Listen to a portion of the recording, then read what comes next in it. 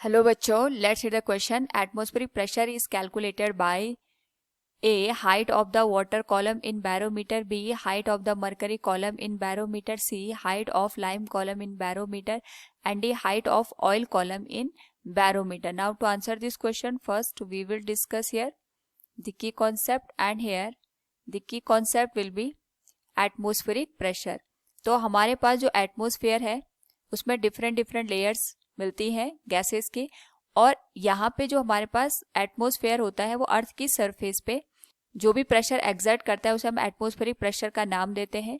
Basically यहाँ पे अगर हम बात करें एटमॉस्फेरिक प्रेशर के मेजरमेंट की, तो हम यहाँ पे एटमॉस्फेरिक प्रेशर को मेजर करने के लिए बैरोमीटर का यूज करते हैं.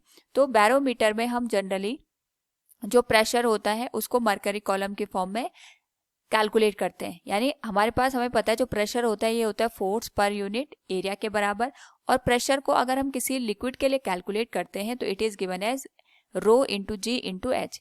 रो is the density of the given liquid, g is the acceleration due to gravity, and h is the height of the given liquid column. और हम इसको ये भी कह सकते हैं कि सरफेस से हमारे पास जो डेप्थ गिवन होती है उस पे हमारे पास जो प्रेशर का अमाउंट होता है वो डिपेंड करता है. तो इसमें हम बैरोमीटर का यूज करते हैं एटमॉस्फेरिक प्रेशर को मेजर करने के लिए. इसमें हम यहाँ पे जो मरकरी है इसको फिल करते हैं, और जब हम यहाँ पे इसको एटमॉस्फेयर में प्लेस करते हैं तो जो एटमॉस्फेरिक प्रेशर है इसकी वजह से इसकी जो यहाँ पे हाइट रीच कर जाती है उस हाइट को हम यहाँ पे मरकरी कॉलम का नाम देते हैं. इसमें जो लिक्विड फिल किया जाता है वो हमारे पास मरकरी फिल किया जाता है, इसीलिए हम यहाँ पे जो इसकी कॉलम की हाइट होती है उसको हम मरकरी कॉलम के नाम से जानते हैं. So from the given question, atmospheric pressure is calculated by the height of mercury column in barometer. Option B will be the right one. Hope all you understood it. Thank you and best of luck.